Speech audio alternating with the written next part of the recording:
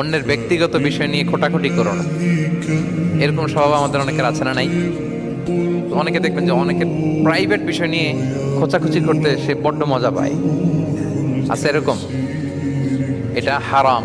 আওয়াজ করে বলুন, এটা কি? ওয়ালা তাজাসসু, গোয়েন্দাগিরি করো না। Everyone has personal space and no one should interfere someone's personal space. কেউ কারো পার্সোনাল স্পেসে ইন্টারফেয়ার করা যাবে না। প্রত্যেকের একটা প্রাইভেট এরিয়া আছে, প্রাইভেসি আছে। দেখেন ইসলাম প্রাইভেসিকে কত গুরুত্ব দেয়। প্রত্যেকের প্রাইভেসিকে ইসলাম কত গুরুত্ব দেয়। কারো প্রাইভেসির মধ্যে ইন্টারফেয়ার করা এটা ইসলাম পছন্দ করে না। এজন্য খবরদার, কারো ব্যক্তিগত কোনো ইস্যু নিয়ে আমরা নাক গলাতে পারবো না।